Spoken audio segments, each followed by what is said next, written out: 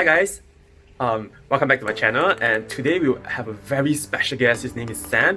He's a dadpreneur, and what does that mean? It means he's a dad and an entrepreneur. He runs 2 successful businesses, and he will be sharing with us in terms of his slice of life, how he starts the day, and what sort of things he does on a daily basis. And for me, I'll also be sharing a day of my life as an marketer with a sales background. So I'll be sharing a little bit more about how I work with some clients and the pitch itself. And it might be pretty interesting because today will be kind of a mix of both of our experiences, just like the previous episode if you have not watched, where I have Agnes sharing her experiences. So today is kind of similar, but there's a baby, really cute baby involved. Alright, so without further ado, let's start the video.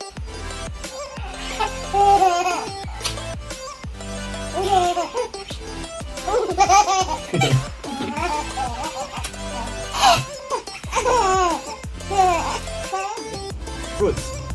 格子 okay? Ready? Start. 西瓜 Gum Strawberry Raspberry 生梅 Ong Lai Lai Peach Gum Mango 生柑 檸檬 Kiwi Tuto Dragon fruit Cherry. As someone that does a lot of presentation, basically I always joke about this, that I spend most of my time talking, and basically I talk for a living these days, right? So as someone who does a lot of talking, a lot of presentations, how do I actually approach every single session itself? To me, one of the most important thing, right, is how you begin the sharing. So I actually spend the most time thinking of how should I get the whole conversation started, or whole presentation started. Is it like a question, a quote, or how do I bridge the gap? Because that typically gives me the most headache, but I think it's the most impactful, because what I realize is if you begin really strong, you begin really well to get the most attention, naturally you build up the confidence. And once the confidence is there, subsequently the rest is just, it comes naturally, because you are the subject matter expert, isn't it? You prepare the deck, you prepare the information. Once you have a very good start, everything flows very naturally from there. The other part to it is then I get to work out a little bit. Since having a baby, it's difficult to really go out, especially a circuit breaker period. So walking a little bit, carrying some heavy stuff for the family, it's a nice way to work out, and just to kind of get some fresh air, even though I'm having a mask right now, but some fresh air. So this is some things that it's nice to do outside of the home, the office itself, just to kind of recharge, reflect, relax a little bit. On a daily basis, I also go out for a quick walk, just to do some errands, buy some lunch and stuff like that. But more importantly, it gives me time to think about things, to reflect, and it gives me a lot of new ideas about how can I get things done. Declutters my mind a little bit, so it's been really good. That's how I do things when I get new ideas along the way as well. Yeah, so I just ended a meeting with key Thailand tourism for Singapore. Yeah, and the meeting went really well, and it was really interesting to see how travel inspiration content is such a huge thing after having a conversation with the client itself. And wow, the amount of growth and traction just on Facebook organic, it's amazing. And it's something that a lot of people, when it comes to social media content, they don't actually get to experience it. And for myself, even on my own personal content, when I share on Instagram and Facebook, travel content is always the most well received. So I think for a lot of people who are thinking of doing content and looking to see what is the best niche, there's actually a lot of different directions, but I personally am a big fan of travel content, and especially now during COVID, now you can't really travel. If you still have good travel content, it does get good engagement because people have good inspiration to know what's next.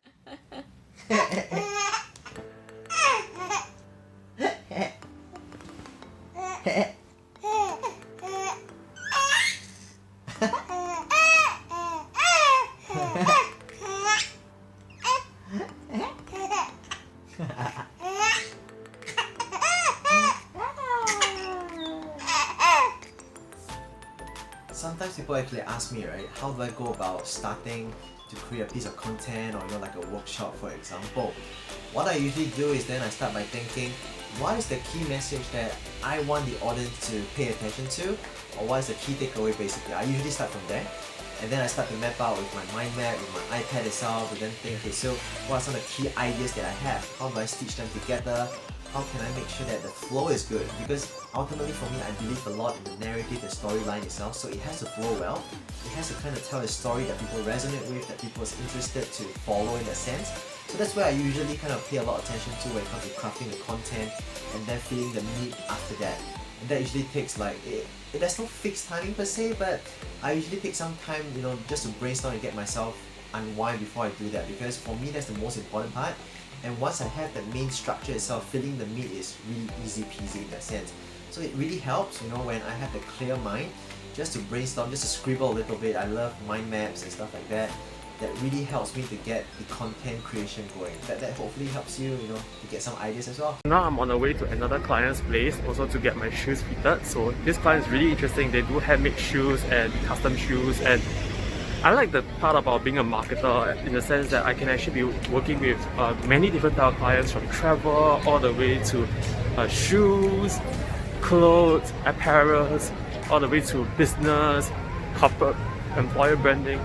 All these things are actually the perks of working in my industry, because you get to really experience all kinds of industry and every walk of life. And before I actually I meet the client, I'll be buying some of the tarts that she likes. So she actually told me that she likes Taichung Bakery's egg tarts, and I personally love them as well. So I'll be getting them for them. So it's part of what I do, because in this field of actually working with clients, you need to actually be human about things, and you need to know how to build relationships. And I cannot stress it any more so than anyone else in that sense, because I think relationships are a very huge thing when it comes to like entrepreneurship, when it comes to business, and when it comes to ensuring that people love working with you because you care about them, not just for their business or money, but you really put their needs and priorities first, even if sometimes it's beyond just business. I mean, yeah. Hey, so I'm preparing for the live chat later. So typically when I do all the live chats, all the webinars, even meetings itself, right? Usually there's so many on the week itself. On average, I have about 3 to 4 in that sense. So how do I then ensure that I'm going most effective with the best energy, the best knowledge? Is that usually before the session itself, the day itself, what I do is then I'll do a bit more research, do a recap, right, on the notes itself. What have I last discussed with the individual? What's on the background? Just to ensure that it's top of mind, it's pretty fresh, that I know what I'm talking about, and then put myself into a mental state to ensure that I'm ready, 100% raring to go for the session itself. And also more importantly, what I usually do to ensure that I have the energy itself, when there's buckets of opportunities, I'll then do things like a quick meditation. Just for reference, I use Simple Habits. Some people use Headspace and stuff like that. Meditation for 5 minutes a day even, either start of the day or just before a very long session that's going to take place. It really helps, it helps to declutter your mind a little bit. It helps to freshen up your mind. It also helps you to focus a lot better. So these are some very basic tips that I use, just to prepare myself, in the midst of a very, very busy day where I have a lot of live chats, meetings, calls, presentations, just to declutter a little bit, because I know sometimes we have so many things to do, just like the messy table that you see behind there, right? Behind the scenes, what I normally do is to ensure that I'm well prepared. I think that's very important for the very fact that clients trust you, partners trust you. You want to ensure that you give them the best possible value, and to do the time that audience, dedicate the time to pay attention to you, give it justice, give them the best possible value. By giving the best possible value, that's where people really appreciate, your followership grow, and people really connect with what you do because they see the sincerity, the effort itself, and it's not just about what you say. So that's a little bit about how I prepare myself when I'm getting ready for things like live chats, webinars, or workshops.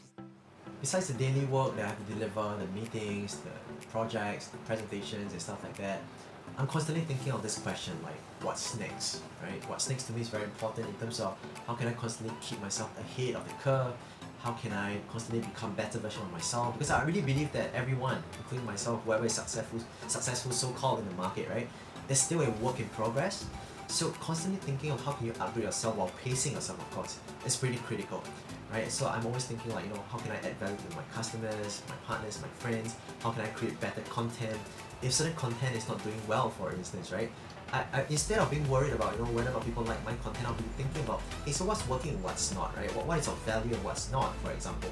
And that gives me a bit of idea from there to break it down further into the fine grains. For example, is it the way I phrase it? Is it the timing perhaps?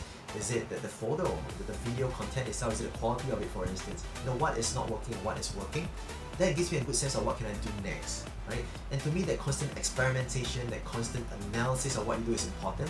You don't just put out content out there, just present out there. You also want to get feedback, right? Feedback is very important for you to then think of how can I be better and how can I stay ahead of curve, like I said once again.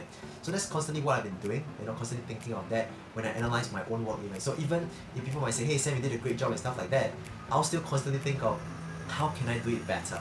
And one pet peeve that I have, or sometimes I may be a bit of a perfectionist, right? So every presentation that I have, in fact, I always edit it to the very, very last minute, even right before I present it, basically, because I always feel that there's always new idea coming in. I just want to make it a little bit better, so maybe like the picture I want to change a little bit, add one more example, one additional case, or think of how can I start the presentation more effectively. I think all these are very important things to me at least, and I think somehow that has worked so far, in terms of creating the best possible experience for my audience. I'm here at Taichung Bakery, the Holland Village branch. It's also the one that I started in Taichung first before I went to Hong Kong and tried their bakery. It's actually pretty amazing. There's a lot of different selections.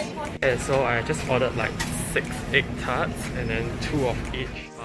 Holland Village, right? This is the place that I used to work at when I was much younger. So about 9.5 years ago, I was actually a sales manager of a shop in Holland Village Shopping Centre, which is actually behind this mall over here. And then now, like 9.5 years in, a lot of things have changed. A lot of these stores, they're actually new. The only ones that really like stayed true out this 9.5 years that I have seen is this store called Parasite here. Everything else here is new, even the gym Reacher. And over here there's also like a couple of gyms. I came here before for like yoga sessions, like freedom yoga. And it's pretty cool experience. I really enjoyed it. Yeah. And the queue over here for this place called Project Acai is really long all the time. So yeah. But now, because of circuit breaker and now like things are starting to pick up and still having a lot of restrictions, a lot of the places are still not filled up yet. So yeah. One of the things that I do while preparing for a sharing session itself, whether it's a live chat or a workshop, is also to manage my skincare a little bit, right? So putting on like simple masks, some moisturizer, because we all know, right, in these days where it's lockdown, and especially when we're talking about international audience, what people see is basically just here, right? So what we need to do is to ensure that at least we look presentable, and the skin is actually something that often, maybe guys I would say, overlook, right? Guys have skin too, and guys need to take care of skin as well, isn't it? So that's why I try to make a conscious effort, increasingly so, because I lack sleep I lack sleep quite badly these days, with a newborn and a kid, baby Will itself. So that's why I try to make more effort to take care of my skin, so at least I look presentable in front of the camera itself. And it's also a good time for me to just unwind, relax, just close my eyes, meditate a little bit, and to reflect about things, just get some new ideas. And often, because of that reflection moment, I get a lot of new ideas, which is pretty important itself.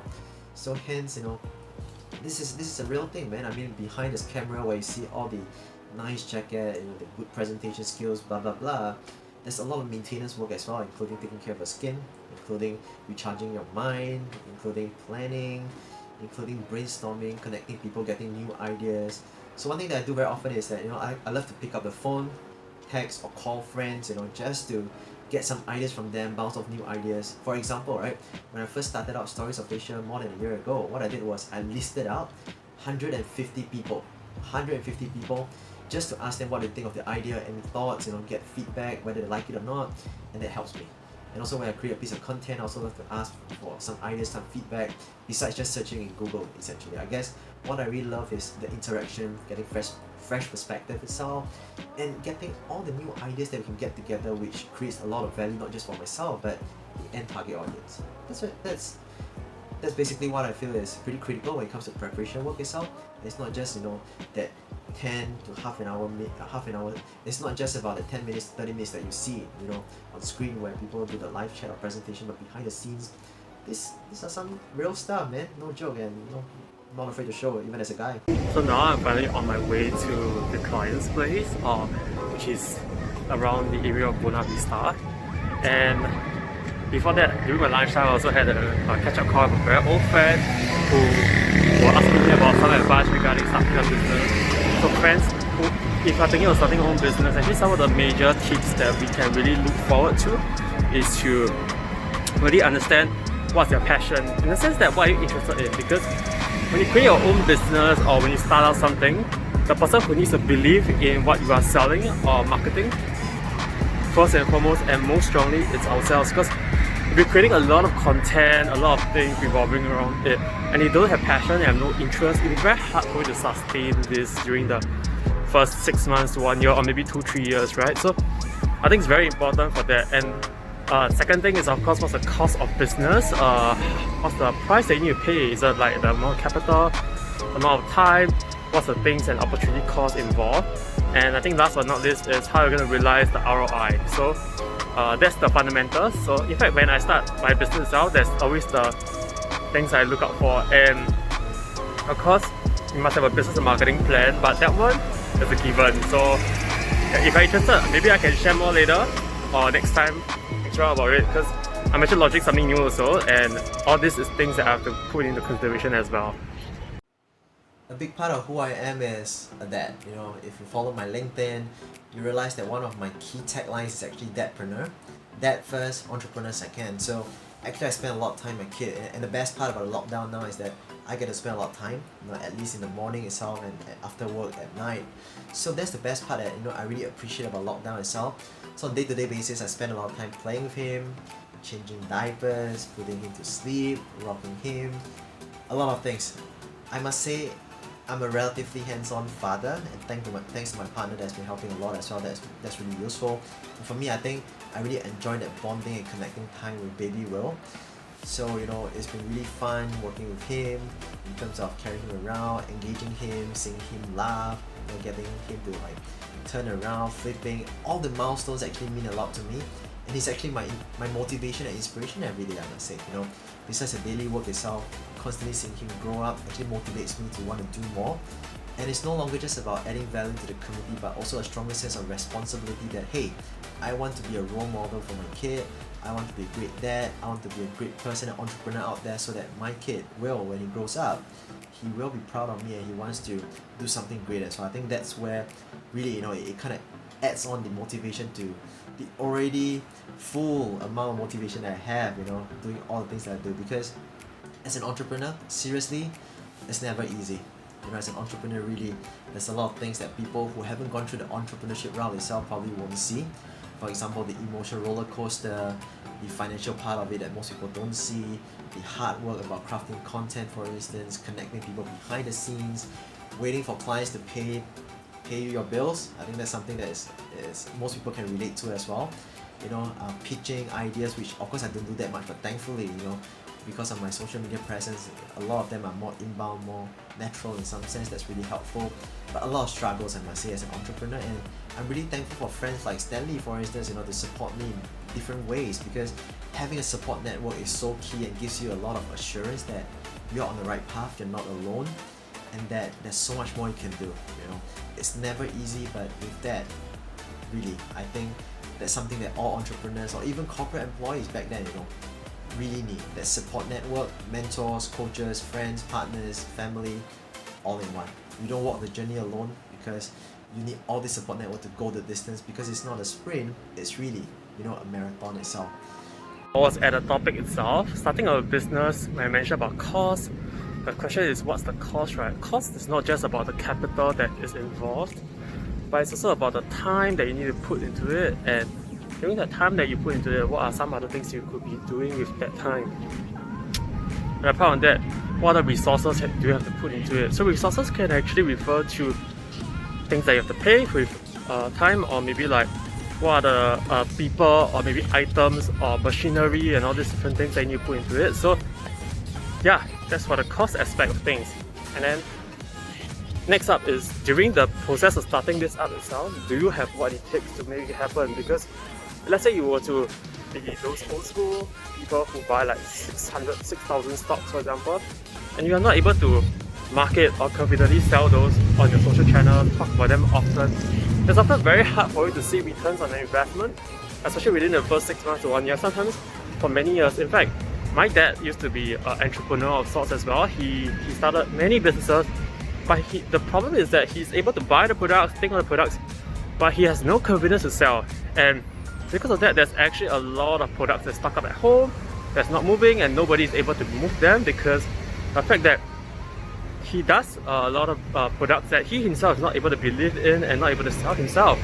So a very big tip is really to be convinced and convicted by the product that you will be marketing, because if you're not, honestly, it'll be a very, very tough business for you to be in. So yeah, that's that. For me as a business owner, I rely a lot on social media. That's one of the most effective ways to reach out to target audience, and LinkedIn in particular is one big area for me. So many people might then wonder behind the scenes, how do I prepare so many content on a day-to-day basis? Where do I get my inspirations, right?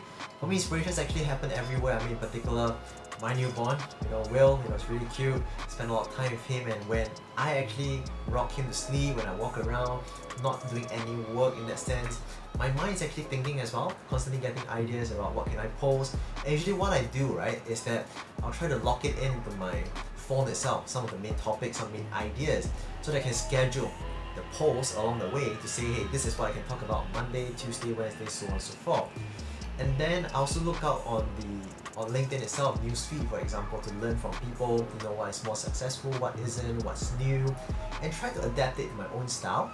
And I guess the thing is that we don't want to be like a replica copy of somebody else. We want to find a unique voice, we want to be unique in that sense. So what's important is then it's not about 100% being original all the time, which is quite difficult, isn't it? But pick and choose, what works for you, experiment, try it out, and eventually have my own flavor to it. And I guess it kind of worked out after a while, and it's paying off in some sense. And for me, I think what's more important when I use LinkedIn in particular is that I don't just post, a one-way post in a sense, because ultimately I always share this. Social media, whether it's marketing, whether it's branding, or whatever it is, it's about relationship building. It's not about just pushing what you have to say, but ultimately connecting. It's not just networking, it's about connecting, resonating with a target audience, and then responding to them even. How do you exchange value with them? How do you build real relationships from an online relationship to an offline, tangible relationship? I think that's where it kind of helped me a lot along the way, where I meet a lot of real friends from online to offline itself. Of course, in the past where we were kids, of course, depending on generation itself, parents might say, hey, don't talk to strangers, it's not safe. But then nowadays, in today's day and age, of course, there's still a lot of predators online in that sense, a lot of predators online in that sense, and also a lot of people who are out to scam, out to cause you harm, have malicious intent. But there are many good people out there as well, right? So of course, be careful with it. But more importantly, if you're sincere about connecting, I'm pretty sure, like myself, we can find a lot of people who are like-minded, who are willing to offer value, to exchange value with you. I think that's the beauty of social media these days. It's so easily accessible, and it crosses boundaries. Case in point itself, because of this current pandemic when I'm locked up at home, I became a global keynote speaker. In the past it was more in the region itself where I fly around, but because of current situation where people are seeing my content build up, they know who I am, the personal brand is getting stronger in that sense. People across the globe itself, has reached out, and I've been doing a lot of keynotes, a lot of workshops across the globe, North America, Middle East, Europe, of course Asia itself.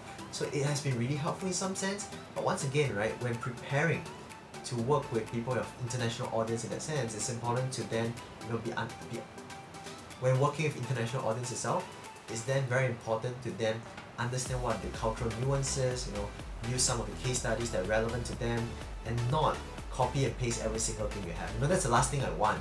When I prepare my content, I always make sure that at least there's some upgrade to it, because something that goes through my mind all the time is this, right? What if I have a same audience in viewing my sharing, right? In the audience itself, whether they're sitting out in person or viewing my webinar. What if I present the same topic and they're just spending the next half an hour to 1 hour listening to the same thing? It's a waste of their time, isn't it? So I always assume that there is a repeat in the audience itself, and find ways to upgrade the content, whether through the way I deliver, through the content, examples, or whatever it is. I think that is the least a speaker or content creator can do to do justice to your followers. I think that's done with my work today. Yeah, I had a really good meeting with shoe artistry, which is so wonderful to work with. As like they had such a good spirit about things, and yeah, she even taught me a little bit on metaphysics and feng shui stuff, which I'm not so good at it, but I mean, I think for people who are generally Asians and stuff, we practice a lot more of such things. Yeah, but just listen with an open mind, just like geomancy and astrology, as well as horoscope and MBTI personality. Everything, you know, are just a study of who you are. And once you get to know a little bit more about yourself, you will be able to make better decisions. So yeah, that's pretty much it. So I hope you guys actually enjoyed this sharing by Sam and myself, and if you do hit the like button, comment down some of your thoughts below, and if you think that this is going to be valuable to your friends or family, do share it with them so that they can enjoy the content too.